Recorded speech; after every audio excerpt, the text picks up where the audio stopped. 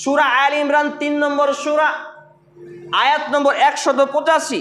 এখানে আল্লাহ রাব্বুল ইজ্জাত ৪র্থতম পারা ৭৮ নম্বর পৃষ্ঠায় স্পষ্টভাবে দ্ব্যর্থহীনভাবে জানিয়েছেন একটি বিষয়।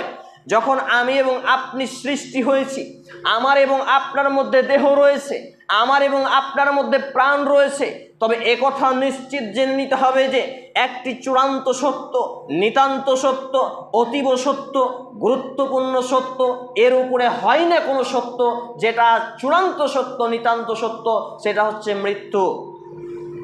যদি তাই না হয় তাহলে আমরা এই অবস্থায় 1445 বছর পরে এখন 1446 হিজরি সন চলে, তাহলে নবী করিম সাল্লাল্লাহু আলাইহি ওয়াসাল্লামকে এখন জীবদ্দশায় জীবিত দেখতে পেতাম। নিষ্পাপ মাসুম নবী হয়ে যাওয়ার ফলেও, যেই নবীর আগে পাশে কোনো গুনাহ না থাকার ফলেও, যিনি আমাদের থেকে বিদায় নিয়েছেন, আরও যদি পূর্বের ইতিহাসে ফিরে যাই, নবী ইব্রাহিম আলাইহিস সালাম তিনিও দুনিয়া থেকে বিদায় নিয়েছেন। খলিলুল্লাহ বলা হতো যাকে, মূসা আলাইহিস সালাম কালিমুল্লাহ বলা হতো যাকে, এবং প্রথম মানুষ, প্রথম নবী আদম আলাইহিস সালাম তিনিও পৃথিবীর বুক থেকে চিরতরে বিদায় নিয়েছেন। অর্থাৎ পৃথিবীর ইতিহাস এটাই প্রমাণ করে, যেই ব্যক্তির দেহে শ্বাস আছে, যেই ব্যক্তির দেহে প্রাণ রয়েছে, যার মধ্যে আত্মা আছে, যার মধ্যে জীবন আছে, এমন প্রত্যেকটা বস্তুকে মৃত্যুবরণ করতে হবে। আর এই মেসেজটি আল্লাহ রাব্বুল ইজ্জাত 1445 বছর পূর্বে জিবরিল আলাইহিস সালাম মারফত নবী মুহাম্মদুর রাসূলুল্লাহ বলি সাল্লাল্লাহু আলাইহি ওয়াসাল্লামের মাধ্যমে পাঠিয়ে দিয়েছেন এই মেসেজ, যেটা কোরআনের পাতায় পড়ে আছে। আমার এবং আপনার মসজিদে কোরআনগুলোতে ধুলা লেগে আছে, বাড়িতে শোকেসে জুজদানি ল্যাপটিয়ে রেখেছেন। দুনিয়া অর্জনের প্রতিযোগিতায় ভোর 4টা থেকে নিয়ে রাত্রি 11টা পর্যন্ত পরিশ্রম করেন দিন অর্জনের জন্য। আপনি বলেন অমুক মৌলবি এই বলেছে, অমুক মৌলবি এই বলেছে, আমরা মূর্খ মানুষ কি বলবো, এইটা আপনি বুঝেন। কিন্তু আপনি উকালতি করেন না, মোহরিলি করেন না, অথচ জায়গার রেজিস্ট্রি করার জন্য, জায়গার আপনার রেকর্ড করার জন্য, জায়গার মানে পুরো মজবুত করার জন্য, জায়গার এভিডেন্সকে পাকাপুক্ত করার জন্য আপনার দক্ষতা, আপনার যে মেধা, আপনার যে জ্ঞান, এটা ওকালতিকে হার মানায়। অর্থাৎ আপনার দলিলে যদি একটু মিস্টেক থাকে, কেউ আপনার দিকে এক হাত দেবে নেই, কেউ আর কিছু করে নেই, তখন আপনি বলতে পারেন না যে আমি তো মূর্খ সূক্ষ্ম মানুষ, আমি তো আপনার ওকালতি জানি না, মোহরিলি জানি না, আমিন জানি না, আমি কি বুঝবো জায়গার কথা, এমনটা বলেন না। কিন্তু দিন ইসলামের বেলায় আপনি বলেন আমি কি করব, আমি কি বুঝবো, এই বলে দুনিয়াতে পার পাওয়া গেলেও বিশ্বাস করুন মালাকুল মৌতের হাত থেকে রক্ষা পাবো না। এই বলে দুনিয়া থেকে পার পেলেও কবরে রক্ষা পাবো না। এই বলে দুনিয়াতে মানুষকে ধোঁকা দিলেও সেখানে ফেরেশতাদের ধোঁকা দেওয়া যাবে না, পুল সিরাত পার হওয়া যাবে না, সেখানে জান্নাতে প্রবেশ করার অপশন থাকবে না। অতএব আমাকে এবং আপনাকে যে বিষয়গুলো ভাবতে হবে সফলতা অর্জনের লক্ষ্যে, সে বিষয়গুলো হলো যে আমি এবং আপনি দুনিয়া অর্জনের জন্য যে মেহনত করি, যেই পরিশ্রম করি, যেই ত্যাগ এবং তিতিক্ষা করি, যেই সময় অতিবাহিত করি। আমি ছোট্ট করে যে উদাহরণটি দিতে চাই সেটি হচ্ছে পাট চাষিদের নিয়ে।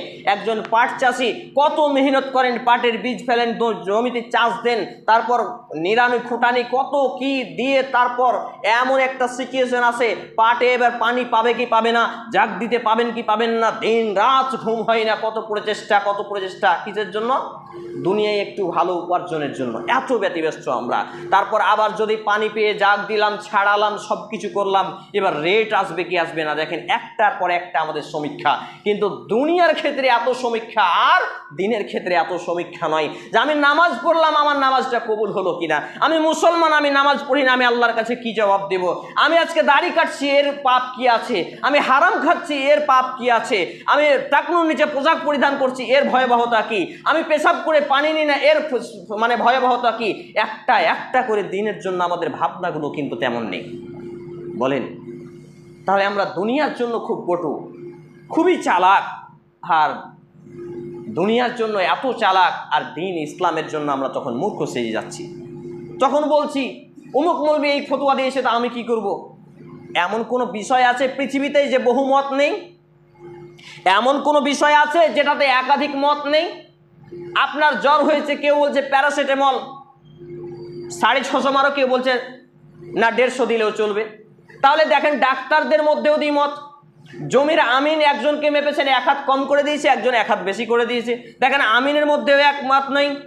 একই রকমভাবে প্রত্যেকটা বিষয়ে দ্বিমত রয়েছে, একাধিক মত রয়েছে, কিন্তু আলেমদের যখন দ্বিমত হয় তখন আপনার কিন্তু মাথা গরম হয়ে যায়। আপনি খালি বেশি বেশি বলেন, অমুক মৌলবী এই বলেছে, এই ধমকি আপনি তো আমিনকে দেন না, কোনো মাস্টারকে দেন না। একটা মাস্টার একটা পড়িয়েছে, আরেকটা পড়াচ্ছে। বিশেষ করে গাণিতিক ক্ষেত্রে অঙ্কের বিষয়গুলো দেখবেন একটা সূত্রের সাথে আরেকটা মিল নেই। একজন শিক্ষক শিখিয়েছে একটা সূত্র, আর একজন শিক্ষক শিখিয়েছে আরেকটা সূত্র, তখন কি করবেন? ভাইরে, পৃথিবী যদি এইরকম হয় বহুমতে চলে, তাহলে দিন এবং দিনটা কি বহুমতে চলতে পারে না? কারণ আল্লাহ রাব্বুল আলামিন সবার মাথা তো এক করেননি, কেউ এটা বুঝেছেন, কেউ ওটা বুঝেছেন। আপনার কাছে যেটা কোরআন এবং সুন্নাহর দলিল দিয়ে মজবুত মনে হয় সেটা গ্রহণ করুন, কিন্তু কোরআন এবং সুন্নাহ আপনি বলছেন আমি পড়তে জানি না। তা আপনাকে পড়তে না জানার কথা কে বলেছে? আপনাকে অজ্ঞ হয়ে থাকতে কে বলেছে? আপনি পড়তে শিখুন। সম্মানিত উপস্থিতি ভাই এবং বাবা জীবন, তো বলছিলাম যে বিষয়গুলো নিয়ে আমাকে এবং আপনাকে ভাবতে হবে।